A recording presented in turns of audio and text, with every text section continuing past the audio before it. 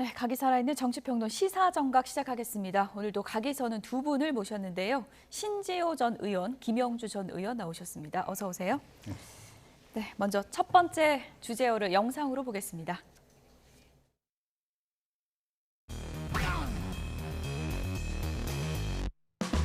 이재명 대표나 조국 대표 자기 죄를 스스로 사면할 겁니다.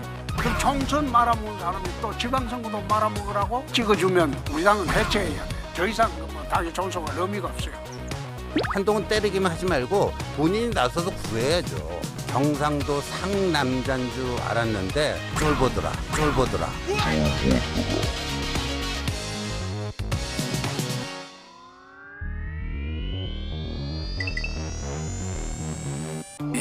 그 발언으로 인해서 혼란이 오고 조금 줄여주셨으면 좋겠다라는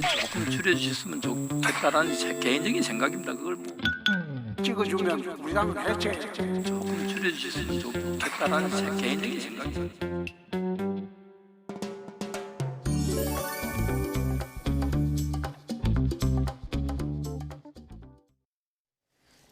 상남자인 줄 알았더니 쫄보더라. 그 발언의 주인공 신재호 전 의원 오늘 나오셨는데 홍준표 시장한테 혹시 연락 안 왔습니까? 연락 안 왔습니다. 그리고 뭐 공개적으로 뭐 SNS를 통한 이제 반박이라든가 이런 거를 안 하시더라고요. 그래서 근데 홍준표 시장님이 이제 그런 논쟁을 할 때 상대편의 급수 이런 거는 별로 크게 안 따지거든요. 그러니까 뭔가 마음에 안 들면은 바로 반박을 하시고 그러는데 그러니까요. 이번에는 굉장히 좀 이례적입니다. 그 말을 인정하는 건 또 아니실 것 같긴 한데. 근데 보니까요, 본인이 한 언론사에 당 대표는 2번이나 해봤다. 그러니까 나갈 생각은 없다. 이렇게 간접적으로. 근데 한동훈이 대표되는 건 어떻게든 막아야 되는데 본인은 나갈 생각은 없고, 그냥 때리기만 하는 거고. 그러면 아무것도 안 되죠. 내면이 복잡하신 것 같은데 SNS에 글을 또 올리셔가지고요. 우릴 지옥에 몰고 가네 앞에서 모두가 굽실대고 있다. 진짜 배알도 없는 당이다. 이렇게 썼고요. 총선 말아먹은 애한테 기웃거리는 세력들이 있기 때문에 이 당은 가망이 없다. 새살림 차리는 게 그나마 희망이 있다. 이렇게 썼거든요. 당 나가겠다는 얘기인가요? 어떤 건가요? 탈당도 말씀하시고 가망이 없다 이렇게 말씀하시고 이제는 막 나가시는 것 같은데 사실은 처음에는 아마 이게 윤 대통령하고 만찬 이후에 한 비대위원장을 이렇게 비판해 왔기 때문에 한 비대위원장만 비판하는 줄 알았더니 지금 현재 말을 끝까지 들어보면 지난 대선 때부터의 그런 속마음이 드러나요. 지난 대선에도 민심은 나였는데 당심은 말하자면 윤석열을 찍어서 지금 이 당이 현실이나 이 정부의 현실 또 윤 대통령의 지지율 자체가 사실은 갑자기 나타난 사람을 하다 보니까 이런 위기가 온 거 아니냐. 그렇게 한 번 당했으면 됐지 또 똑같은 케이스. 그러니까 검사 얘기도 했단 말입니다. 검사 2년 동안에 망했고 또 그 검사 출신한테 또 말하자면 초년생한테 이렇게 되면 가망이 없다. 이렇게 얘기하는 것은 어쨌든 기본적으로는 한 비대위원장에 대한 비토인 것처럼 보이지만 근본적으로 보면 윤석열 대통령으로부터 오는 어떤 쫄보스러운 마음으로부터 시작했다. 그렇게 봐도 될 것 같고요. 과연 그게 실제 실행력이 있느냐? 저는 실행력이 높은 건 아니라고 봅니다. 대구시장으로서 물론 모르겠습니다. 세상은 어떨지 모르는데 이준석 대표의 신당으로 가서 그런 나중에 다음 대선은 이준석과 경선을 할지는 모르겠습니다만은 아직 굉장히 많이 나간 얘기이기는 하지만 사실은 그런 실행력이 많은 건 아니다. 그렇게 보입니다. 한동훈 전 위원장이 당대표 되는 걸 보느니 내가 새살림을 차리겠다. 이러니까 언론에서 탈당 시사한 거 아니냐 이런 얘기들이 나왔는데 조금 전에 그래픽 다시 보여주시면요. 내가 30여 년간 이 당을 지키고 살려온 사람인데 탈당 후느니 가당치가 않다. 문장 하나 해독 못하는 사람들이 많아서 아쉽다. 이렇게 또 추가 글을 올렸습니다. 새살림이라는 게 탈당 얘기하는 거 아닙니까? 이럴 때 흔히 쓰는 이제 속담이 방귀 낀 놈이 썩낸다 이런 거 아닌가 싶은데요. 한동훈이 당대표가 되면 거취를 결단할 수 있다.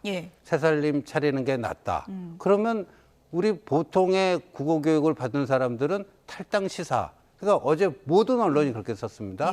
언론들 다 성향이 제각각인데 여기서는 완전히 일치 단결이 됐어요. 다 탈당 시사로 썼는데 그게 문장 해독력의 문제다. 저 정도 되면요.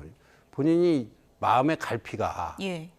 오락가락하는 거야. 내 마음 나도 몰라. 뭐 나가고도 이런. 싶다가 아닌 것 그렇죠. 같다가 이런 근데 건가요? 지금 나가는데 어디로 나가죠?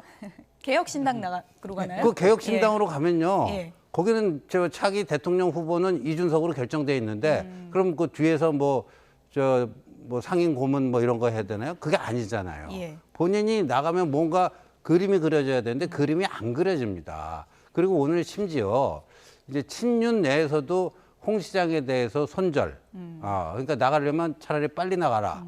뭐 박수영 의원이 그런 얘기를 했고 친윤 핵심인 이철규 의원도 홍 시장 좀 이거 말 좀 조심해줬으면 좋겠다. 예. 근데 이제 홍 시장이 총선 직후에 윤 대통령과의 어떤 4시간 만찬 회동을 통해서 어찌 보면 윤심을 등에 업고 한동훈 때리기에 나서는 이런 모양새였잖아요. 예. 근데 그 한동훈을 때리게 하다가 스텝이 꼬여가지고 결국 윤 대통령까지 때려버린 거예요.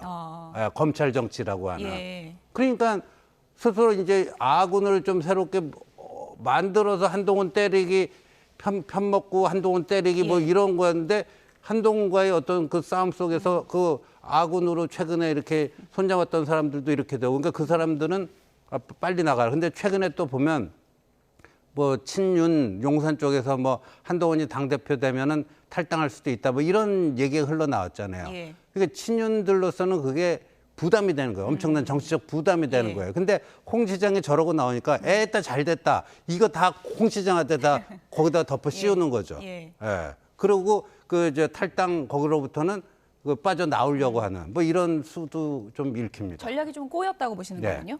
홍준표 시장이 탈당을 시사하니까 뭐 친윤으로 꼽히는 박수영 의원조차도 나갈 건 빨리 나가라 이런 반응을 보였거든요. 당내 네. 그런 반응들이 좀 부담스러웠던 걸까요? 그렇습니다. 결과적으로는 거의 어떤 추미애 의원이나 홍준표 시장이나 당내 제안 입장이 비슷한 것 같습니다. 예. 그러니까 자기 조직 계보들이 다 휘달했고 조직이 없다. 이번에도 보면 추미애 의원이 왜 국회의장이 못됐느냐. 최종 돌고 돌아 분석은 자기 조직이 없다. 왜 자기 조직이 없겠습니까? 자기가 밑에 같이 할 수 있는 사람과 말하자면 같이 도모할 만한 일을 하지 않았다든지 어떤 그런 부분이 있으니까 독단적이고 뭐 그때마다 개인적으로 튀는 그러다 보니까 같이 있을 사람들이 별로 없죠. 이 사람 옆에 예. 있다가 폭탄 맞겠다 싶으니까 이제 그런 처지에 와 있는 거 아닌가 싶고요. 그러니까 실제로 보면 만약에 홍준표 시장이 다음 대권 가능성이 높다든지 예. 또 대구에서 TK에서 아주 신망이 높다면 절대 당에서 TK가 중심인 당에서 저런 얘기 안 나옵니다. 나가려면 빨리 나가주세요라는 예. 말이 나올 리가 없죠. 근데 아무리 봐도 옆에 척헌들도 없고 독고다이 예. 살아왔으니까. 근데 그러니까 뭐 저분에 대해서 특히 대구 경북에서도 뭐 주변 의원님들이 이렇게 다 있지 않겠습니까? 예. 어떻습니까, 홍 시장? 정말 대구 민심을 아주 허트리트린다 이런 피드백이 있으니까 저런 과감한 얘기도 나온다 그렇게 보여집니다. 예. 이 당은 가망이 없다. 왜 이렇게까지 얘기를 하는 걸까요? 홍준표 시장의 속내에 대해서 당내에서도 이런저런 얘기들이 나오고 있습니다. 들어보시죠. 우리 당의 단체장이 그 당대표에 나오지 못하게 하는 규정은 없습니다. 일리 있습니다. 근데 그렇게는 안 하고 계속 후배한테 고춧가루나 뿌리는 거는 네. 이 당의 이 원내대표, 당대표, 대통령 후보까지 지낸 원로라면 원로랄 수 있는 분인데 네. 돌려라고 네. 좀 그런 좀 알겠습니다. 양사납습니다. 소위 말하는 적폐청산으로 저희 당 진영의 많은 사람들이 탈탈 틀리고 또 수사하는 과정에서 또 극단적인 선택을 하고 할 때 당대표를 하고 또 뭐 그렇지 않았습니까? 그렇기 때문에 그런 어떤 측면에서 과거에 아픈 예, 기억이 있다 이거죠? 기억이 좀 이게 살아나서 이런 어떤 홍준표 대표 특유의 어떤 사이다 발언을 좀 세게 하고 있지 않나 생각합니다. 검찰에 대한 아픈 추억 때문입니까? 어떤 것 때문입니까? 아니 뭐 예. 본인은 그렇게 얘기하는데 저거는 다 그냥 하는 얘기고요. 5월 10일자 홍준표 시장의 페이스북 보면요. 예. 홍 시장이 이 굉장히 30년 그 정치 경력 굉장히 노련한 분인데 자기 마음을 이렇게 막 비비꼬아서 숨기거나 그런 건 안 해요. 예. 굉장히 비교적 그냥 스트레이트로 표현을 하는데 콩카콜라니까요. 예, 자신이 이렇게 최근에 한동훈 때리기에 집중하는 이유에 대해서 2021년 국민의힘 대선 후보 경선에서 윤석열 후보에게 당한 그 통안의 패배를 되풀이하지 않기 위해서 내가 지금 한동훈 때리는 거다. 아주 솔직하게 그렇게 얘기를 해요. 솔직하게 그렇게 예. 얘기를 해요. 그러니까 무슨 뭐 탄핵도 어쩌고 저쩌고 하는 거는 조금 그 변명이고요. 사실 본인이 실토를 했어요. 본인이 실토를 했어. 근데 요번에 한동훈이 당대표가 되면은 이제 당내 뿌리를 내리고 기반을 만들고 뭐 하고 그러면은 야, 이게 내가 또 요번에 지난번엔 윤석열한테 당하고 요번엔 또 한동훈한테 당하네. 이렇게 될 것 같으니까 지금 어떻게든 당대표 출마 못하게 저렇게 하는데 그렇다고 본인이 그러면 아우 화끈하게 나하고 맞짱 떠보자. 이것도 아니고. 예. 맞짱 뜰 마음은 전혀 없다고 보십니까? 지금 전혀 없는 것 같아요. 예. 당의 지분을 좀 강조하는 게 아닌가. 지금 뭐 대선 경선 때 떨어지면서 당에 좀 정남이가 떨어졌다 이런 표현도 있고요. 박근혜 탄핵 때 없어졌어야 될 당을 내가 살렸다 이런 부분도 강조하고 있거든요. 네. 뭐 그럼에도 불구하고 상임 고문도 쫓겨나고 뭐 그런 경우가 자기 자존심에 상당히 많은 상처를 줬을 거고. 예. 그렇지만 뭐 그럴 때마다 어쨌든 단체장이라는 그런 과정을 통해서 또 살아나고 부활하고 했습니다만은 사실은 주어가 국민의힘에 있는 게 아니라 본인 자신에게 있는 것 같아요. 가망이 없다. 당이 가망이 없는 게 아니라 지금 되어가는 모양새를 보니까 이번에도 전체적으로 여론조사나 지형이 다 한동훈이 되는 그리고 한동훈을 떠받드는 지형이면 내가 설 수 있는 가망이 없는 거죠. 예. 그럴 바에야 여기서 왜 둘레를 서고 있냐 하는 그런 마음을 그대로 안치는 거고 실제로 이제 그 사이에 이제 또 한편으로 보면 이제 역학적으로 본다면 어쨌든 친윤과 친한 이렇게 윤한 대결 구도, 갈등 구도들을 조금 더 말하자면 확장시켜 보자 갈등 구조를. 그러면 내가 들어설 수 있는 틈이 있을 수도 있지 않겠느냐 이런 뭐 마음속에 어떤 기도가 있을 수 있는데 지금 현재 그동안에 본인이 30년 살았다고 당 생활을 했다고 하지만 많은 당원들과 국회의원들, 전현직 당뇨들도 말하자면 홍준표 시장을 지켜봤을 거 아닙니까? 예. 그런 지켜본 결과가 결과적으로는 저 부분에 대한 기대가 없다고 하니까 말하자면 아주 아마추어적이고 많은 문제가 있음에도 불구하고 한동훈 비대위원장이 그래도 낫다. 예. 그렇게 결론을 내린다고 보여집니다. 예. 근데요, 윤석열 대통령이 한동훈 전 위원장 만나자고 하기 전에 홍준표 시장 굉장히 긴 시간 만났잖아요. 네. 차기로 홍준표 민다 이런 얘기도 있었는데 지금 용산 기름 그럼 뭔 건가요? 그러니까 이제 대통령의 예. 후계구도 관리는요. 예. 그게 항상 그게 있습니다. 공식이 어떤 특정이 나고 너무 지나치게 밀착해도 안 되고 여러 명을 두고 불가금 불가원으로 이렇게 관리하는 뭐 물론 이제 역대 대통령이 조금씩 스타일은 다 달랐지만요. 그런데 지금 이제 이른바 윤한 뭐 그 갈등이랄까요? 그런 좀 그 틈이 보이니까 기존에 이제 그 친윤 대선 후보로 분류되지 않던 분들, 홍준표 시장도 그런 분 아닙니까? 예. 오세훈 시장도 그런 분이고요. 이런 분들이 최근에 그 윤한 간에 그 거리가 생기면서 그 틈이 생기니까 예. 그거를 좀 이렇게 딱 파고 들으려고 하는 이런 움직임이 있어요. 예. 그거는 뭐 충분히 그럴 수가 있는데 뭐 나경원 전 대표도 당선인? 마찬가지고요. 예. 그런데 그거 잘해야 됩니다. 잘해야 되는데 잘못하면 거기서 삐끗해 갖고요. 득보다는 실이 훨씬 클 수가 있는데 예를 들면 나경원 당선인의 경우에는 지난번 전당대회 때 친윤들로부터 좀 핍박받은 그게 있잖아요. 그러니까 비윤이라고 하는 확실한 이게 있었는데 이번 총선 과정에서 보면 그게 오히려 플러스로 작동한 측면이 있거든요. 그게 정치적 자산이 된 거예요. 그리고 당선이 됐길래 이제 당대표 후보로 가장 유력한 사람으로 보였는데 뭐 나이 연대가 어떻다 저떻다 예. 대통령과 뭐 또 회동을 가졌다 이렇게 되니까 뭐야 이 사람 비윤이야 친윤이야 헷갈리네. 그러면서 오히려 그 본인에게 최근에는 플러스로 작용했던 그 자산을 까먹는 뭐 이런 경우도 있다는 거죠. 예. 그러니까 홍준표 시장의 지금 전략이 유효적절해 보이진 않는다 이렇게 보시는 거군요. 제가 봐서는 하는 예. 족족 그게 그냥 저기가 빗나가는 것 같습니다. 예. 어쨌든 이거 교통정리해야 되지 않겠습니까? 지금 발언 수위 계속 세질 수도 있는 건데 지금 뭐 일각에서는 징계해야 된다. 이 발언 수위가 너무 세지 않냐 이런 얘기가 있는 것 같습니다. 네. 뭐 일부 유튜버들도 그런 말씀하신 걸로 알고 있는데 그것은 뭐 당이 징계를 하는 것이 더 조용히 하는 것인지 오히려 이렇게 그냥 며칠 시간을 지내는 것이 더 조용할 것인지 판단할 필요가 있고요.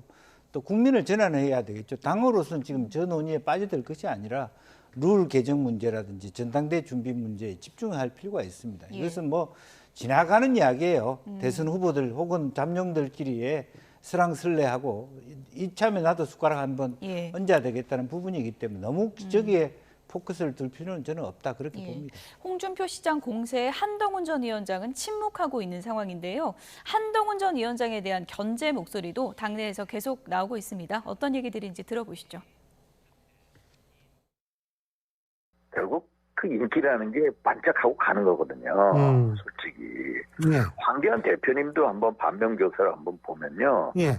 2019년 그 봄에 이제 대표로 들어오시지 않습니까? 예. 제가 그때도 제가 이제 잠을 해드렸는데 결국 그분 들어오셔가지고 어떻게 됐습니까? 지지율이 많이 급전직하했죠. 한동훈 위원장이 총선에도 출마를 한번 계획하시고 뭐 또 보궐선거가 생긴다면 그 기회도 놓치지 않으셨으면 좋겠고 지금 당장 이 전당대회나 이런 데 나오셔서 네. 당신이 갖고 있는 좋은 재능들을 소모하는 것보다는 그게 낫지 않겠나. 유승민 전 의원은 어떻게 하신대요? 고민이 좀 깊으신 것 같더라고요, 진짜로. 가능성이 제가 보기에는 한 60-70% 되시는 것 같은데. 더 많군요. 예. 가능성이 보통 60-70% 된다는 거는 반이 넘으니까 거의 나온다는 얘기 아닙니까? 그렇다고 봐야 예. 되는데 지금 저 두 분이 이게 그냥 별 생각 없이 들으면 예. 한동훈 위원장을 생각해갖고 예. 뭐 안 나왔으면 예. 안 나오는 게 더 좋지 않느냐. 소모되면 안 된다. 예. 뭐 생각해주는 척하고 있는데 예. 보니까 윤상현 의원은 본인이 당대표 도전 의사가 분명하거든요. 그러니까 한동훈이 나오면은 본인의 가능성이 줄어들잖아요. 그래서 저런 발언이 나온다고 해석을 안 할 수가 없고 유이동 의원의 경우에는 유승민계로 분류되는 분 아닙니까? 그리고 유승민의 출마 가능성에 대해서도 60-70% 가장 강력한 라이벌이 누구예요? 한동훈. 그러니까 생각해주는 척하면서 안 나왔으면 좋겠다. 또 이렇게 해석이 될 수밖에 없죠.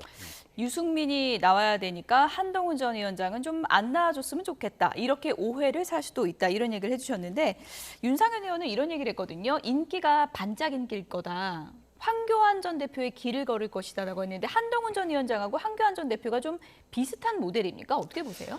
글쎄요, 저는 뭐 그렇게 보이지는 않거든요. 그 한교안 그 위원장은 사기 스스로 중심을 못 잡고 너무 우파로 일찍 넘어진 것 같은 느낌들이 있어서 오히려 지금도 전체적으로 메인스트림 밖에 있잖아요. 자기 주장들이 너무 과격하고 과연 저분이 어떻게 법무부 장관하고 총리 대리를 하셨는지 싶을 정도의 부정투표 얘기를 하시고 그게 일순간인 것 같아요. 이제 그런데 한동훈 장관은 지금 오히려 역으로 보면 인파이트로 들어오고 있잖아요. 그러니까 지금 현재 어떤 얘기를 하면 정책의 디테일 그런 얘기를 하고 싶다고. 그러니까 자기 스스로가 뭐가 부족한지 알고 달려드는 사람입니다.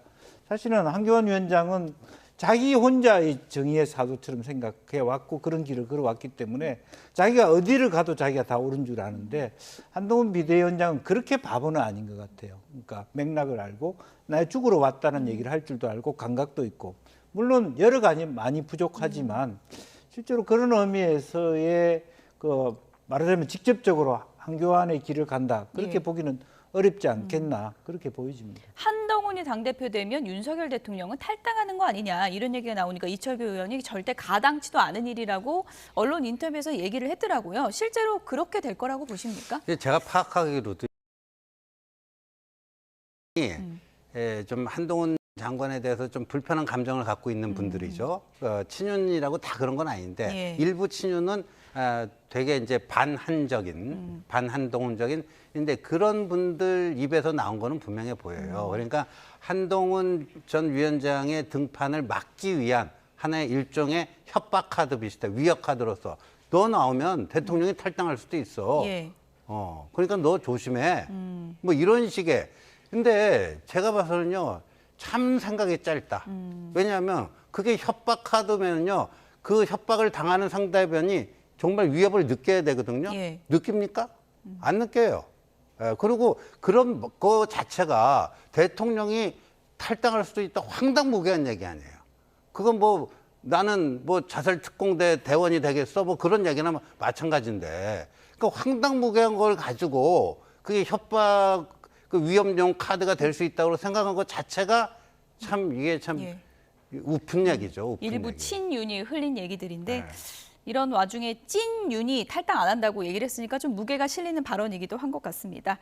이번엔 다음 주제어 확인해 보도록 하겠습니다. 보여주시죠.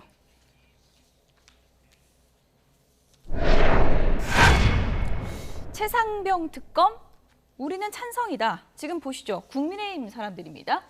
28일에 지금 대통령이 거부권 행사하면서 재표결에 들어가는데 지금 3명이 손 들었어요. 나 찬성이다. 이탈표가 17표 이상 나오면은 가결될 수 있는 건데 3표는 지금 확보를 한 것 같습니다. 네. 예. 문제는 뭐 17표의 문제가 아니라 예. 실제적으로 이제 정족수의 문제 아니겠습니까? 실제적으로 아마 이제 한 50명 정도의 21대 국회의원들 중에 국민의힘의 어떤 낙선자들이 아예 본회의에 들어오지 않았을 경우에 모수가 줄어들므로 인해서 17명이 아니라 예. 7, 8명 정도만 돼도 통과할 가능성이 있어 보인다라고 하는 부분이기 때문에 민주당이 출석 체크 열심히 하겠군요. 네, 네. 예. 그래서 거기에서 이제 민주당 내부는 실제인지 아닌지 모르지만 뭐 7, 8명하고 뭐 그런 얘기를 나누고 있다. 그러면 지금 굳은 자가 3, 4명 정도 되고 예. 한 7, 8명 정도만 되면 한 10명 정도의 표가 와도 될 수 있는 모수가 되면 가능성도 있어 보입니다. 그런데 지금 우리가 이제 뭐 우리 신 의원님하고도 솔직하게 얘기해 보지만 그게 쉽지 않은 것이 여당이라고 하는 프레임이 있습니다. 예. 여전히 상당히 많은 공기관장이 자리가 비어 있어요. 왜 지금 이렇게 본인이 국회의원 떨어지면서 대통령을 배신하고 그런 부분을 함으로 해서 그것도 뭐 알 수 없다고 하지만 그렇게 대통령 위기로 몰아가면서 자기가 그런 공기관장이라든 아직까지 총리 후보도 없잖아요.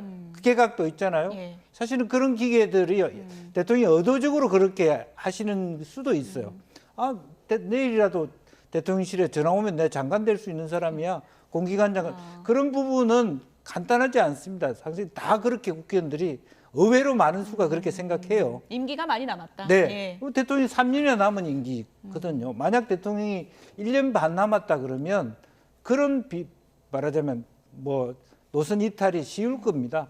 근데 3년이나 남아 있는 거고 공기관 지금 상당히 많은 뭐 언론에도 나올 정도로 밀려 있는 몇백 개의 자리가 비어 있는데 그렇게 의원들이 이렇게 무모한 반란을 할까 쉽지 않을 거라고 봅니다.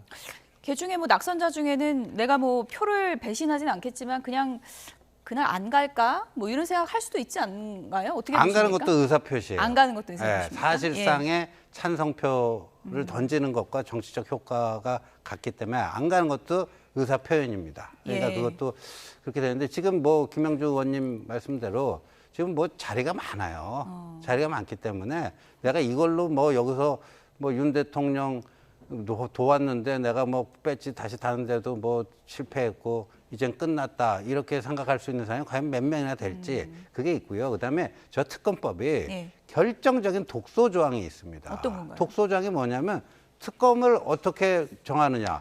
민주당이 추천한 2명 중에 대통령이 1명 고르게 돼 있는 거예요. 그러니까 대통령이 1명 고른다는 건 의미가 없어요. 민주당이 추천한 2명 중에 골라야 되니까 사실상 특검 임명권이 민주당에게 있는 거예요. 이제까지 이런 특검 그 임명은 없었습니다. 예. 그러니까 지금 공수처 수사가 진행 중인 거니까 좀 그거 지켜보고 하자. 특검을 하더라도 그렇게 하자 하는 것도 일리가 있지만 가장 큰 독소조항은 그거예요. 어떻게 민주당의 특검을 임명을 해요? 그럼 이탈표 결과 나오면 한 3표밖에 안 나올 거라 보세요? 지금 저는 손든 글쎄요, 세 분? 뭐 모르겠는데 지금 뭐 이렇게 17표나 이탈표가 발생해서 저게 재의결에 성공할 가능성은 좀 낮아 보입니다. 네. 민주당 분위기도 좀 알아볼게요. 지금 뭐 이탈표를 최대한 끌어오는 게 민주당의 목표일 텐데 박주민 의원은 지금 여당 의원들하고 데이트 날짜 잡고 있다 이런 얘기를 했습니다. 들어보시죠. 원 내에서는 이제 국민의힘 의원들을 설득하는 작업들이 좀 조직적으로 이루어져야 되겠죠. 28일까지. 저 같은 경우에는 제가 그냥 개인적으로 뭔가 좀 가능해 보일 법한 의원님들 한 7, 8분을 좀 선정해서 지금 데이트 신청을 지금 하고 있고요. 그리고 몇몇 분들은 좀 네. 데이트 일정이 좀 잡혀가지고 아, 그래요. 네, 쭉 이번 주, 다음 주 뵈려고 하고 있습니다. 어떻게 네. 직접 얘기 이미 뵌 분도 있고요. 예, 네. 네.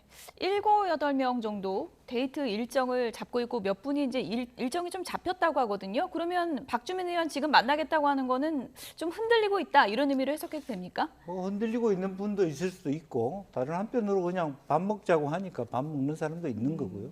또 우리가 흔히 원내 선거할 때 보면 원내대표 선거 때 찍어준다는 사람만 합치면 한 3배가 된다고 얘기하지 않습니까? 앞에서는 다 찍어준다고 그럼요, 하니까요. 그럼요. 예. 뭐 협조해 줄게. 뭐 그렇게 하지만 예.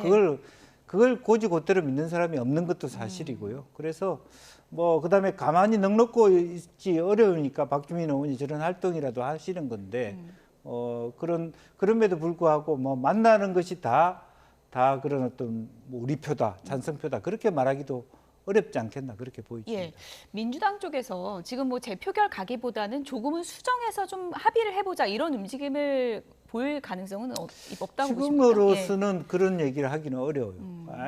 하는 데까지 하고 안 되면 22대 다시 올리는 부분이 낫죠. 오히려 지금 현재 강성 분위기 속에서 다시 합리적으로 뭘 하자 하는 순간에 뭐 당신 왜 그래 이렇게 되는 분위기라서 이대로 그냥 하자가 있는 줄 알면서도 갈 수밖에 없는 상황 아닐까 그렇게 보여집니다. 의원님 보통 국회에서 표결 전에 이렇게 여야 의원들끼리 만나서 좀 요청도 하고 좀 이렇게 물밑 작업도 하고 그러면서 표심이 좀 바뀌기도 합니까? 거의 없습니다. 거의 없습니다. 제가 직간접적으로 경험한 바에 의하면 아주 특별한 경우 아니면은 없는데 그러니까 속된 말로 저렇게 하다가 이제 결과가 나오면 아유 헛먹혔구나 이렇게 끝나는 경우가 대부분입니다. 이번에도 그렇게 될 가능성이 높다. 뭐 그렇게 되기를 희망합니다. 저는. 예. 네. 안철수 의원 같은 경우에는 전당대회 지금 출마 가능성이 높다고 알려져 네. 있잖아요. 지금 특검에서 나는 찬성표 던지겠다 하는 게 어떻게 보면은 좀 전당대회에서 내 노선을 분명히 하겠다 그런 움직임일까요? 뭐 그런 것까지 연결시켜서 생각하는지는 모르겠는데 안철수 의원도 지금 대통령의 특검 자체를 아주 그냥 거부하는 게 아니잖아요. 지난번 취임 2주년 기자회견에서 얘기한 것처럼 그런 조건부 수용 의사를 밝힌 거거든요. 그리고 역대 그 특검을 보면 13차례 특검을 보면 다 여야 합의로 이루어졌고 특검 임명 방식도 이런 식으로는 하질 않았어요. 그러니까 특검 자체를 거부하는 게 아닌데 저 찬성표를 던지겠다는 논리가 뭔지 저는 솔직히 잘 이해가 안 가요. 어쨌든 국민의힘은 표를 지키려 하고 민주당은 최대한 빼오려고 물밑 작업이 28일까지 상당히 좀 치열하게 전개될 텐데 수사 얘기도 잠시 해보면 공수처에서 어제 2명을 불렀습니다. 김계한 해병대 사령관하고 박정훈 전 수사단장인데 VIP 경로설 네. 이게 이제 의혹의 핵심이니까요. 근데 대질 조사가 좀 무산됐다 그러더라고요. 그렇습니다. 이제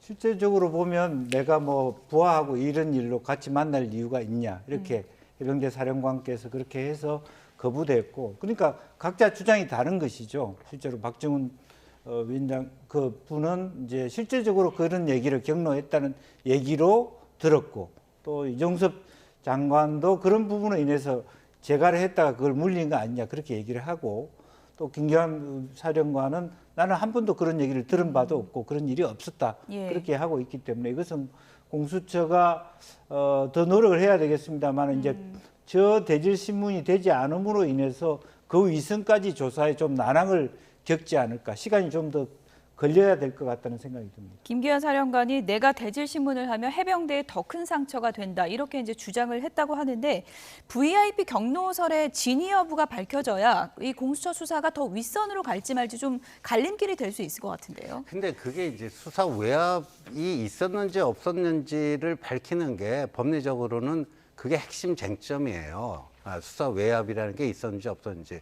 근데 이제 일반 대중의 그 어떤 관심도나 이런 거 보면 VIP 경로설이 마치 가장 뭐인 것처럼 나타났는데 그 대통령도 인간이다 보니까 이게 공개되지 않은 자리에서는 본인의 감정을 표시할 수도 있고. 근데 저 때 뭐 경로했는지 안 했는지 저는 뭐 제가 확인할 수 있는 입장에 있지 않기 때문에 그런데 설령 무슨 경로를 했다 할지라도 그게 그 수사 외압으로 이어지는 뭔지 이런 연결고리가 분명히 나와야 되거든요.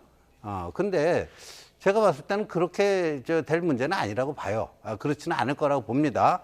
그리고 이제 문재인 정부 시절에 바뀐 군사법원법에 따라서 군인 사망 사건은 민간 경찰에서 수사하게 돼 있지 군 수사기라서 수사권 자체가 없어요. 수사권 자체가 없는데 무슨 수사 외압이라고 하는 그 개념이 성립할 수 있겠습니까? 예.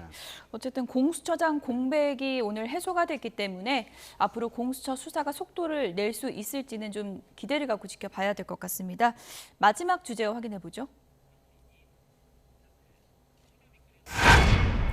우리는 동기. 지금 사진 보시면 조국 대표하고 이준석 대표 환한 얼굴로 악수를 하고 있습니다. 22대 국회 개원을 지금 앞두고 있는 상황인데요. 어제 당선인들의 OT가 진행이 됐다 그러네요. 화면도 좀 보여주시면 좋을 것 같은데요. 보통 이제 국회 당선되면은 오리엔테이션 그런 네. 거 하는 겁니까? 네. 여러 가지 이제 국회를 설명해주고 또 어떤 국회 의사 과정을 상세하게 소개시켜주고 여러 가지 다양한 것을 또 제공하죠. 이제 국회법에 대한 설명도 하고 의사국 어떻게 활용하고 또 어원 외교 부분이라든지 아주 국회의원으로 할 수 있는 다양한 이야기들을 합니다. 이제 그런 통해서 실제로 이제 다선 의원들은 그렇지만 그래도 이제 초선 의원들끼리는 지금 천하람 의원도 그렇고 조국 의원도 그렇고 적이 됐다, 동지가 됐다 이렇게 지금은 이제 기분 좋게 다 하하하하 웃고 있습니다만 앞으로 상임위에서 삿대질을 하게 될지 어떨지는 좀 더 두고 봐야 되지 않을까. 동기 모임도 합니까? 보통? 제가 17대는 그런 게 있었습니다. 앞줄 모임이라고 해서 앞줄이 뭐냐 하면 국회의사당에서 제일 초선들이 제일 앞에 앉지 않습니까? 그렇군요. 나경원 의원이나 김희정 의원이 동기인데 그때는 앞줄 모임이라고 해서 한 달에 한 번씩 초선들이 여야 합쳐서 만나기도 했습니다. 초선이 맨 앞줄에 앉는군요. 예. 그럼 다선들 이제 실세들이 제일 뒤에 앉는데 뒷자리에 선호하는 외국과 우리가 다른 점입니다. 외국은 다선들이 제일 앞에 앉고 뒤에는 서 있기도 하잖아요. 영국 같은 자리가 없습니다. 근데 우리는 조정을 하잖아요. 뒤에서. 그것이 상당히 우리가 후진적 정치 문화, 말하자면 보수 정치의 대행적 모습이 그대로 드러나요. 보통 공부 열심히 하고 싶은 학생은 앞줄에 앉는데 중진들은 뒤에 앉는다는 거죠. 뒤에서 이제 앞에 있는 애들이 잘 반발을 잘하나 호응을 잘하나 그런 모습이 있는 거죠. 어쨌든 동기로 묶인 지금 이준석 대표랑 조국 대표인데 지금 정치 구도만 놓고 보면 반 한동훈, 반 윤석열 같이 앞으로 좀 연대할 가능성이 높아 보이기도 하더라고요. 그럴 걸로 보여집니다. 지금 최상병 특검법에 대해서도 같은 입장 아니에요? 그러니까 며칠 전에는 또 같이 용산 대통령실 앞으로 몰려가고 항의 시위도 하고 했던데 여러 가지로 이제 공통 접점이 있다 보니까 근데 이제 저게 좀 강화되면 두 당이 무슨 교섭단체를 공동을 꾸리기 위한 뭐로까지 발전될 수 있을 것인가 하는 건데 근데 두 사람이 워낙 개성이 강하기 때문에 내가 골목 대장을 하더라도 내가 하는 거지 딴 사람한테 주고 이런 거는 쉽지 않을 걸로 보여요. 나중에 한배 타기는 어렵다. 어제 국회 초선 연찬에 참석한 김진표 의장 이제 임기가 며칠 남지 않았죠. 이런 얘기를 남겼습니다. 들어보시죠.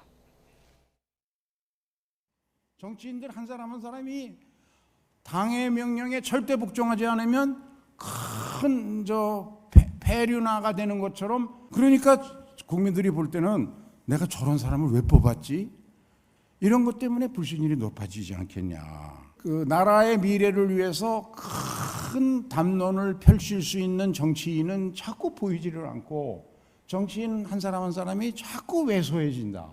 보수와 진보의 양대 진영, 대립 진영 정치에 팬덤 정치의 나쁜 폐해가 같이 결합하면서 이게 결국은 어떤 진영의 논리에 진영의 큰 주장에 반대하거나 이의를 다는 사람을 역적이나 배반자로 소위 요새 팬덤들이 얘기하는 수박으로 그것도 왕수박, 중간수박 이렇게 평가하는 이것은 대의민주주의의 큰 위기다. 왕수박, 중간수박 얘기까지 나왔습니다. 수박 당도 측정, 이거 좀 22대 국회에서는 없어져야 되는 거 아니냐 이런 메시지인데요. 어떻게 들으셨습니까? 실제로는 더 심해질 것 같습니다. 그러니까 사실은 당도 측정하는 정치는 더 과학적 정치 아닙니까? 역설적인 얘기입니다만은 좀 그나마도 추미애 의원이 아니고 원식 국회의장 당선자로서는 어떻게 될지는 모르겠습니다만 그동안에 김진표 의장께서 고생 많이 하셨고 예. 마음에 많이 쌓여 있는 것도 사실인 것 같습니다. 더군다나 예.